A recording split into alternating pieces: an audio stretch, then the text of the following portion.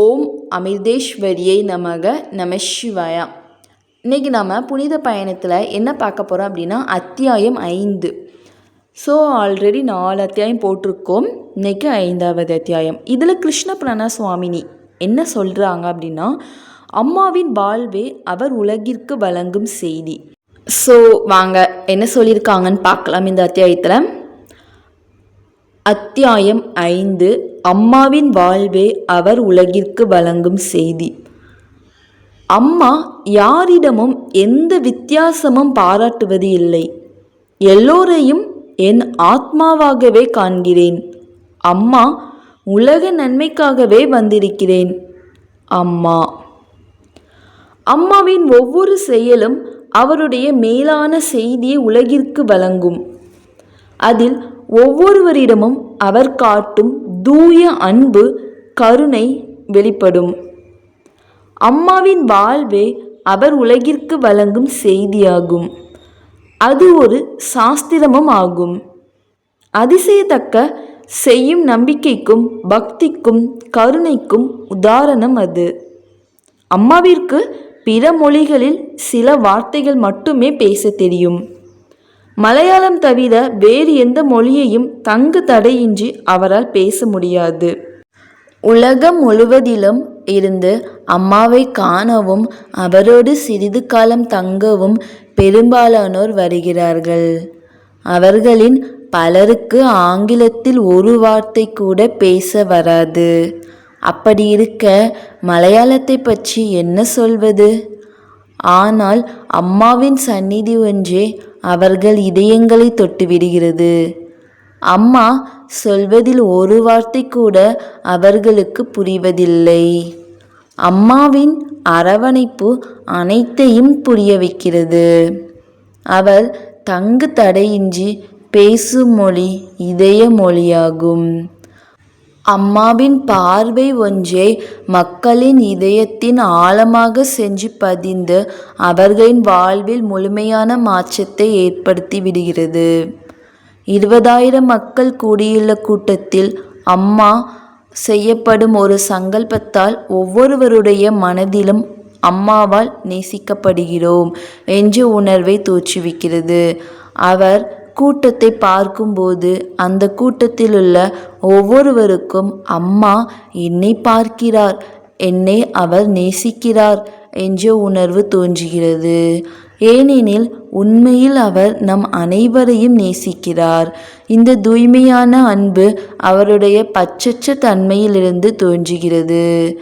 தூய்மையான அன்பின் சாராக திகழ்கிறார் அம்மா. அம்மாவின் இந்த தாய்மை அன்பு அவரை தன் குழந்தைகளுக்காக எதையும் செய்யும்படி கட்டாயப்படுத்துகிறது. சென்ற வருட அமெரிக்க பயணத்தின் போது ஒரு இளம்பெண் என்னிடம் வந்தாள். நான் ஒன்று கேட்கலாமா? அம்மாவின் இடுப்பின் அளவு என்ன என்றாள். என்ன கஷ்டமான கேள்வியை இவள் கேட்கிறாள். இதற்கு நான் என்ன பதில் சொல்ல முடியும் என்று எனக்குள்ளேயே நான் எண்ணிக்கொண்டேன். பிறகு அவள் இல்லை, கை அளவு வேண்டும். நான் அம்மாவின் கரங்களுக்கு காப்பு வாங்க விரும்புகிறேன் என்று சொன்னாள். சமாதானமடைந்த நான் அவளிடம், நல்லது, நீ அதை எலாஸ்டிக்கில் வாங்கினால் அம்மாவின் கரங்களுக்கு சரியாக பொருந்தும் என்றேன். அவள் மிகுந்த மகிழ்ச்சியோடு அதை வாங்குவதற்காக நாங்கள் அங்கே அமைந்திருந்த கடைக்கு சென்றோம். அங்கே தேடி கடைசியில் ஒரு ஊதா நிற எலாஸ்டிக் காப்பை அவள் வாங்கி வந்தாள். அரை மணி நேரத்திற்கு முன்பாக அவ்வளவு அழகாக இல்லாத காரணத்தால் இதை யாராவது விரைவில் வாங்கி செல்லட்டும் என்று நினைத்து 50 சென்ட் விலையுள்ள பிரிவில் அதை வைத்துவிட்டு வந்தேன். இதை இவள் வாங்கிவிட்டாள். சில நிமிடங்களில் அந்த பெண் என்னிடம் அந்த காப்புடன் கை நிறைய பூக்களையும் எடுத்துக்கொண்டு வந்தாள். இவை 2ஐயும் அம்மாவிடம் கொடுக்க போகிறேன் என்றாள். அதை பார்த்த நான் அம்மாவிடம் அவள் செல்வதற்குள் அந்த காப்பின் நிலை என்னவாகுமோ என்று பயந்தேன். அதனால் காப்பை தனியாகவும் பூக்களை தனியாகவும் எடுத்து செல்லுமாறு கூறினேன். அவள் மகிழ்ச்சியுடனும் நான் கூறியதை ஏற்றுக்கொண்டு அம்மா இருந்த திசையை நோக்கி ஓடினாள். என் மனதிற்குள் இந்த பெண் எவ்வளவு அழகானவள், அந்த காப்பு எவ்வளவு மோசமானது என்று எண்ணினேன். நிகழ்ச்சி முடிந்து தங்குமிடத்தை நோக்கி நாங்கள் காரில் சென்று கொண்டிருந்த போது அம்மாவின் கரங்களில் அந்த ஊதா நிற காப்பு இருப்பதை கண்டேன். அது அம்மாவின் கருப்பு நிற தோளில் உண்மையிலே மிகவும் அழகாக திகழ்ந்தது. அங்கிருந்த நாட்கள் வரை அம்மா அதை அணிந்திருந்தார். பலர் என்னிடம் வந்து, நான் அந்த காப்பை வாங்க விரும்புகிறேன், என்ன விலையானாலும் கவலையில்லை என்றனர். இதற்கு முன் இதை யாரும் வாங்க விரும்பவில்லை. அதே காப்பு அம்மாவின் கரங்களில் அணிவிக்கப்பட்டதால் 50 சென்ட் விலை என்ற நிலையிலிருந்து விலை மதிக்க முடியாத பொருளாக மாறிவிட்டது. அந்த இளம்பெண்ணின் கள்ளங்கபடமற்ற அன்பு அதற்கு இத்தகைய விலை மதிப்பை ஏற்படுத்திவிட்டது. அம்மா அந்த சிறிய பெண்ணின் இதயத்தை அன்போடு ஏற்றுக்கொண்டார். ஒரு வருடம் அம்மா ஐரோப்பாவில் மிகப்பெரிய நிகழ்ச்சியில் ஆத்ம பூஜையை நடத்தி கொண்டிருந்தார். அப்போது அம்மா சிறுவர் சிறுமிகளை அழைத்து தன் அருகில் மேடை மீது அமர்த்தி கொண்டார். சில நேரங்களில் அம்மா குழந்தைகளுக்கு உற்சாகமூட்டவும் அதோடு அவர்கள் அமைதியாக இருக்கவும் ஒழுங்காக நடந்து கொள்ளவும் இப்படி செய்வது வழக்கம். இந்த பூஜையின் போது அவர்களுக்கு சாக்லேட்டை கொடுத்தார். அது சுற்றி இருந்த காகிதத்தை அழகாக மடித்து சிறிய படகுகளாக செய்து அவர்களுக்கு கொடுத்தார். பூஜை முடியும் நேரத்தில் ஒரு சிறிய பெண்ணின் படகு கீழே விழுந்துவிட்டது. அவள் மௌனமாக அழுதாள். பூஜை முடிந்ததும் அம்மா மேடையை விட்டு இறங்கி தேவி பாவ தரிசனத்திற்கு தயாராவதற்கு உள்ளே சென்றார். உள்ளே சென்ற அவர் முதலில் அச்சிறுமிக்கு மற்றொரு படகை செய்து கொடுக்க வேண்டும். அவள் பூஜையின் போது பக்தியோடும் பொறுமையோடும் பூஜையில் கலந்து கொண்டாள். இது போன்ற ஆழ்ந்த மன ஒருமைப்பாடுள்ள குழந்தையை பார்ப்பது மிகவும் கடினம் என்றார். அன்பு அம்மாவை பக்தர்களின் சேவகியாக மாற்றிவிடுகிறது. அம்மா சில நிமிடங்களில் ஒரு காகித படகை செய்து அவளுக்கு கொடுத்த பிறகே தேவி பாவ தரிசனத்திற்கு தயாரானாள். அம்மா செய்யும் ஒவ்வொரு செயலுக்கும் பின்னால் அன்பு ஊற்றியிருப்பதை நாம் காணலாம். அவருடைய அளவற்ற அன்பிற்கு எல்லையே இல்லை. மனித சமுதாயம் முழுவதும் அது பரவி நிற்கிறது. தூய்மையான அன்பை புரிந்து கொள்வது என்பது நம் அனைவருக்கும் மிகவும் கடினமான செயல். ஏனெனில் நம் அன்பு எப்பொழுதும் பற்றோடு இணைந்தது. நம் அன்பு நமக்கே முன்னுரிமை அளிப்பதாகவும் அதிகாரம் செலுத்துவதாகவும் பேரம் பேசுவதாகவும் இருக்கிறது. நாம் சிலரிடம் அன்பு செலுத்துவோம், எல்லோரிடமும் அன்பு செலுத்துவதில்லை. ஆனால் அம்மா எல்லோரிடமும் சமமாகவும் நிபந்தனையின்றியும் அன்பு செலுத்துகிறார். ஒவ்வொரு நாளும் அம்மாவின் இந்த தன்மையை காணும் சாட்சிகளாக நாங்கள் இருக்கிறோம். தொழுநோயாளியான தத்தன் அம்மாவை தரிசிக்க ஆசிரமத்திற்கு வந்த நாட்களை நான் நினைவு கூறுகிறேன். அம்மாவை சந்திக்க அவர் வந்த காலத்தில் பஸ்ஸில் பயணம் செய்வதற்கு கூட அவர் அனுமதிக்கப்படவில்லை. ஏனெனில் அவர் உடல் முழுவதும் புண்ணாகி சீழ்வடிந்தபடி இருந்தது. அம்மா தன் அளவற்ற கருணையால் தன்னுடைய நாவால் அவருடைய புண்களை சுத்தம் செய்து அவற்றிலுள்ள சீலையும் புண்ணையும் உறிஞ்சி எடுப்பார். ஒரு மகானின் எச்சில் மிகவும் சக்தி வாய்ந்த மருந்தாக கூறப்படுகிறது. மற்ற எல்லோருமே தத்தனை கண்டு வெறுத்து ஒதுக்கிய போது அம்மாவால் அவரிடம் மிகுந்த அன்பையும் அக்கறையுமே காட்ட முடிந்தது. அப்போது அம்மாவின் முகத்தில் காணப்பட்ட தாய்மை அன்பானது எங்களை வியப்பில் ஆழ்த்தியது. அவர் தனது சொந்த மகனை காண்பது போல் இருந்தது. சிலர் அன்பு செலுத்துவது எப்படி என்பது தங்களுக்கு தெரியும் என்று நினைக்கலாம். அவர்கள் நான் உன்னை நேசிக்கிறேன் என்று ஒரு நாளில் பல முறை சொல்லலாம். ஆனால் இந்த அன்பு உண்மையாக இருந்தால் வார்த்தைகளால் ஏன் வெளிப்படுத்த வேண்டும்? இதயம் நிறைந்த அன்பிருந்தால் அங்கே வார்த்தை ஜாலம் தேவையில்லை. ஏனெனில் உண்மையான அன்பு வார்த்தைகளுக்கு அப்பாற்பட்டது. அது ஒருவரின் செயல்களில் பொங்கி தன்னை சுற்றி இருக்கும் ஒவ்வொருவரையும் அரவணைத்து கொள்கிறது. அதனால்தான் ஆயிரக்கணக்கான மக்கள் அம்மாவிடம் ஈர்க்கப்படுகிறார்கள். அவர் தெய்வீக அன்பின் முழுமையான சாராம்சமாக விளங்குகிறார். நாம் அன்பிற்காக எங்கெங்கோ தேடி அலைகிறோம். ஆனால் அம்மாவின் முன்னிலையில் நாம் உணர்கின்ற அந்த தூய அன்பை வேறு எங்கும் காண முடிவதில்லை. தூய அன்பு ஒன்றுதான் மக்களின் இதய வேதனையை தணிக்கவும் துயர்களை தீர்க்கவும் முடியும். சமீபத்தில் நடந்த அம்மாவின் தரிசனத்தின் போது 2004ஆம் ஆண்டு ஜூன் மாதம் கும்பகோணத்தில் ஒரு ஆரம்ப பள்ளியில் ஏற்பட்ட தீ விபத்தால் தங்கள் குழந்தைகளை இழந்துவிட்ட பெற்றோர் பலர் அம்மாவை தரிசிக்க வந்தனர். அந்த விபத்தில் 94 குழந்தைகள் இறந்துவிட்டனர். விபத்தில் உயிர் பிழைத்த சில குழந்தைகளும் தீயால் மிகவும் கடுமையாக பாதிக்கப்பட்டிருந்தார்கள். வேதனையால் துடித்த பெற்றோர் இறந்துவிட்ட தங்கள் குழந்தைகளின் புகைப்படங்களை கையில் பிடித்தபடி அம்மாவிடம் வந்தார்கள். சிலர் தங்கள் 2 குழந்தைகளையுமே தீ விபத்தில் இழந்திருந்தார்கள். அம்மாவின் அரவணைப்பில் இருந்த அந்த தாய்மார்களில் ஒருவரால் தன்னை தேற்றிக் கொள்ளவே முடியவில்லை. அவர் மகனை இழந்திருக்கிறார். அவர் அம்மாவிடம், அம்மா, இறந்துவிட்ட என் மகனை காணும் பாக்கியத்தை எனக்கு தாருங்கள் அம்மா. அவனை பெற்றெடுத்தேன், சீராட்டி வளர்த்தேன்.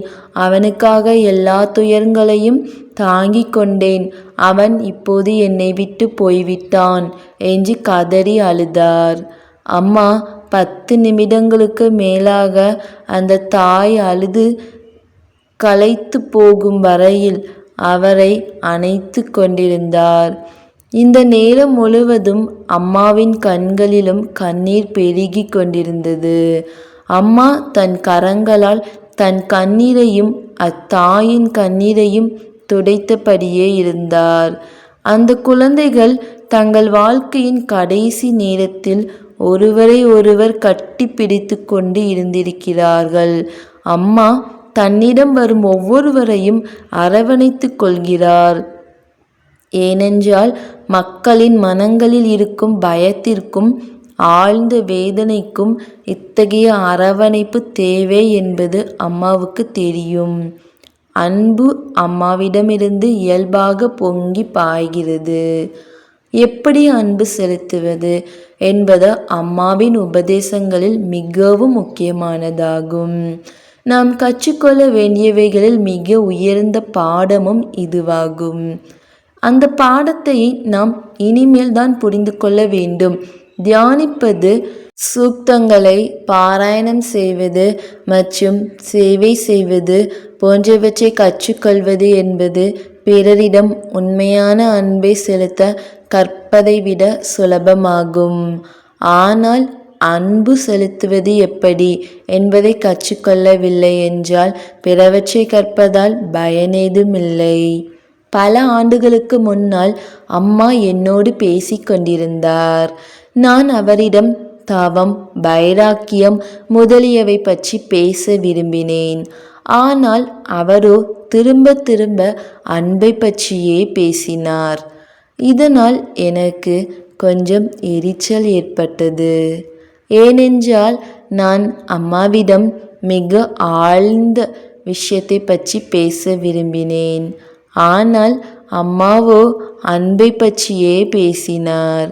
கடைசியாக நான் அம்மாவிடம் நேரடியாக, அம்மா, எனக்கு அன்பை பற்றிய பேச்சு வேண்டாம் என்று சொன்னேன். அதற்கு அம்மா கூறிய பதில், அப்படியென்றால் நீ எதற்காக உயிர் வாழ்கிறாய் என்பதாகும். அம்மாவின் கண்ணோட்டத்தின்படி அன்பு என்பது ஆன்மீகத்தில் மட்டுமல்ல, வாழ்க்கையின் சாராம்சமும் அதுவே ஆகும். சிலர் அம்மாவிடம் தங்களிடம் தரிசனத்திற்கு வரும் பலர் ஏன் கண்ணீர் விடுகிறார்கள் என்று கேட்டனர். அதற்கு அம்மா, அன்பு என்பது ஒவ்வொரு மனிதனிலும் இருக்கும் அடிப்படை சாரமாகும். எப்பொழுது அன்பு அவர்களை தொடுகிறதோ, எப்பொழுது அவர்களுக்குள் இருக்கின்ற நல்ல குணங்கள் தொடப்படுகின்றனவோ, அப்போது அது கண்ணீராக பெறுகிறது.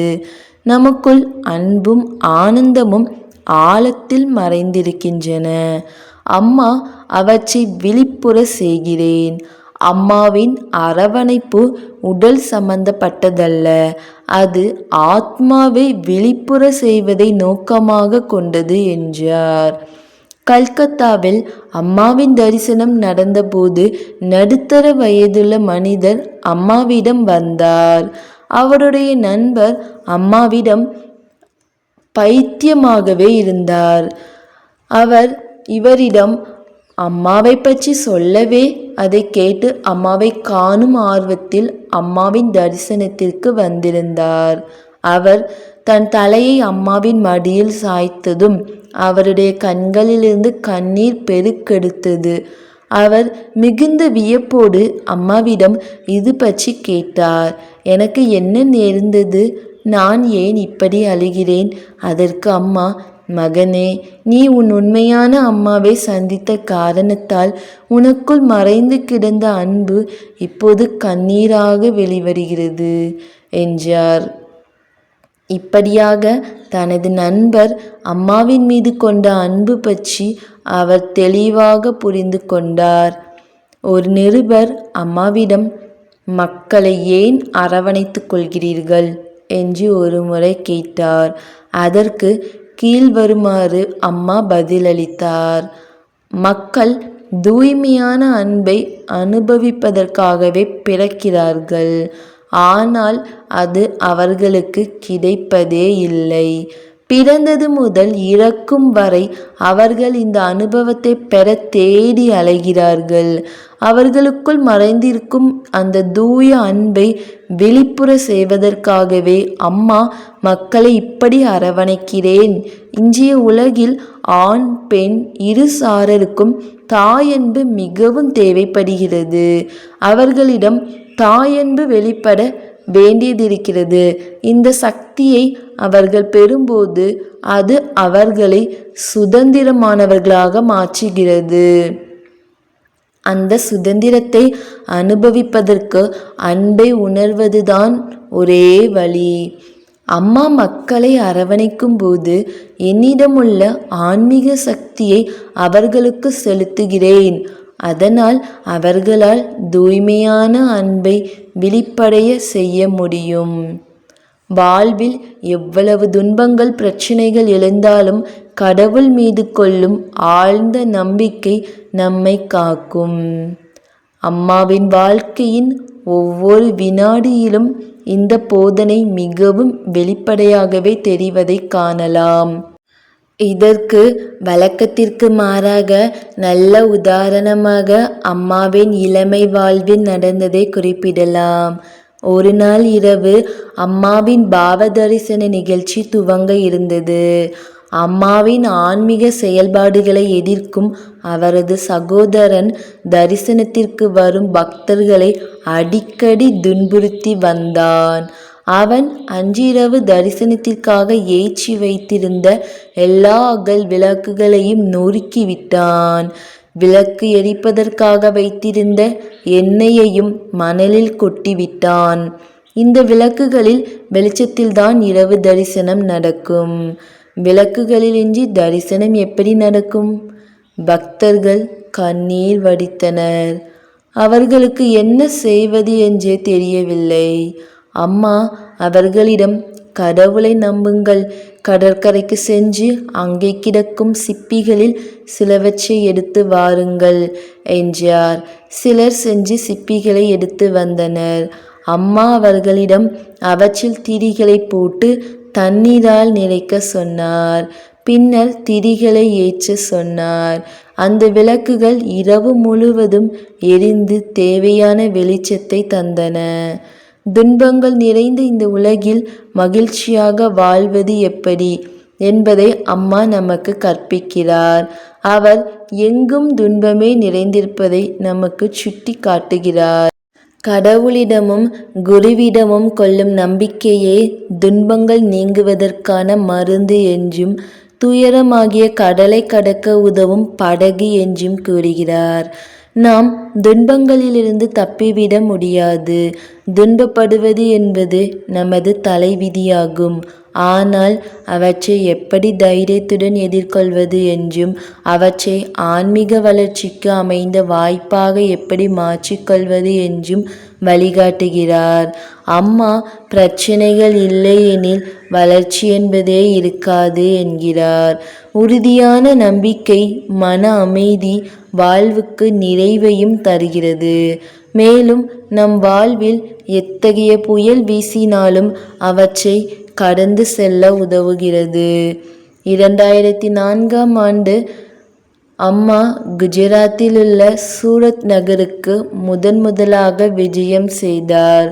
அம்மாவின் நிகழ்ச்சி புதிய இடங்களில் நடைபெறும்போது அது எங்களுக்கு பரபரப்பையும் எதிர்பார்ப்பும் நிறைந்ததாக இருக்கும். ஏனெனில் எவ்வளவு கூட்டம் வரும் என்பது எங்களுக்கு தெரியாது. மக்கள் அமைதியாக இருப்பார்களா, முரட்டுத்தனமாக நடந்து கொள்வார்களா என்பதும் தெரியாது. ஆனால் அம்மாவுடன் பல வருடங்களாக பயணம் செய்வதால் அம்மாவை காண வரும் கூட்டம் அதிகரித்து வருவதையும் அம்மாவை பார்ப்பதில் அவர்களுக்கு உள்ள ஆர்வத்தையும் அமைதியின்றி அவர்கள் தவிப்பதையும் கண்டிருக்கிறேன். சூரத் இதை மெய்ப்பிப்பதாக அமைந்தது. தரிசனத்திற்கு ஏற்பாடு செய்யப்பட்ட இடம் தாங்கள் தங்கியிருந்த வீட்டிற்கு வெகு அருகிலேயே இருந்தது. அம்மாவை சில சிறப்பு விருந்தினர்கள் காண வந்தனர். அம்மா அவர்களுக்கு தனது அறையில் தரிசனம் அளித்தார். இதை அறிந்த 2000 பேர் நிகழ்ச்சி நடைபெற இருந்த இடத்திலிருந்து அந்த வீட்டிற்கு வந்துவிட்டார்கள். கூட்டத்தை கட்டுப்படுத்த முடியவில்லை. அவர்கள் வீட்டை சூழ்ந்து கொண்டார்கள். என்ன சொல்லியும் அங்கிருந்து அசைய மறுத்துவிட்டார்கள். நாங்கள் அம்மாவை பார்க்காமல் அவரது தரிசனத்தை பெறாமல் அங்கிருந்து போவதில்லை என்று கூறிவிட்டார்கள். ஒரு பிரம்மச்சாரி அவர்கள் அம்மாவிடம் அறைக்குள் நுழைந்து விடாதபடி மாடிப்படியின் உச்சியில் நின்று தடுத்து கொண்டிருந்தார். மீதி இருந்த பிரம்மச்சாரிகளில் சிலர் மேலேயும் சிலர் கீழேயும் சிக்கி கொண்டார்கள். ஒருவராலும் மேலே போகவோ கீழே இறங்கவோ முடியவில்லை. அம்மா இருந்த அறையின் கண்ணாடி கதவுகள் கூட்டத்தின் நெரிசலால் நடுங்கிக் கொண்டிருந்தன. வெறி பிடித்த கூட்டத்தின் இச்செயலால் கதவுகள் விழுந்து விடுமோ என்று நாங்கள் பயந்தோம். அம்மாவோ அவர்களை தரிசனத்திற்கு விடுமாறு கூறினார். பக்தர்களோ இவ்வளவு முரட்டுத்தனமான கூட்டத்தை அம்மாவிடம் செல்ல அனுமதிப்பது மிகவும் ஆபத்தானது என்றார்கள். அம்மா ஒரு சோபாவில் உட்கார்ந்து கொண்டு ஒரு பேனாவை தருமாறு கேட்டார். நாங்கள் அம்மாவின் அறையில் வைத்திருந்த விபூதி பொட்டலங்கள் ஒவ்வொன்றின் மீதும் ஓம் நமச்சிவாய என்று எழுதினார். அம்மா இதை எழுதிய போது ஏதோ ஒரு உலகத்தில் இருப்பது போல் தோன்றியது. அம்மா இந்த கடும் நெருக்கடியிலிருந்து விடுபடுவதற்கு ஒரு வழியை கண்டுபிடித்து கொண்டிருக்கிறார் என்பதை நான் உணர்ந்தேன். மாடிப்படிகளில் நிறைந்திருந்த மக்களின் கூட்டத்தின் போக்கில் எந்தவிதமான மாற்றமும் இல்லை. அம்மா நிகழ்ச்சி நடக்கும் இடத்திற்கு போவதற்கு காலதாமதம் ஆகிக் கொண்டே இருந்தது. அம்மா திடீரென்று எழுந்து நிகழ்ச்சி நடக்கும் இடத்திற்கு போவதற்கு வெளியில் வந்தார். அம்மாவை அறைவாயிலில் கண்ட நாங்கள் மிகவும் பயந்து விட்டோம். அம்மா மக்களால் அம்மாவுக்கு ஏதாவது துன்பம் ஏற்படுமோ என்று நினைத்தோம். ஆனால் அம்மாவோ கூட்டத்தில் நடுவின் வழியை ஏற்படுத்தி கொண்டு அங்கு நின்றிருந்த ஒவ்வொருவரையும் அரவணைத்தவாறு மாடிப்படிகளில் இறங்கினார். தொண்டர்கள் கூடியிருந்த மக்களை அம்மா வரும் வழியிலிருந்து விலக்க முயன்று கொண்டிருந்தார்கள். அம்மாவோ இவ்வளவு மோசமான சூழ்நிலையிலும் அங்கிருந்த ஒவ்வொருவரையும் அரவணைத்து தரிசனம் அளித்தபடி முன்னோக்கி கொண்டிருந்தார்.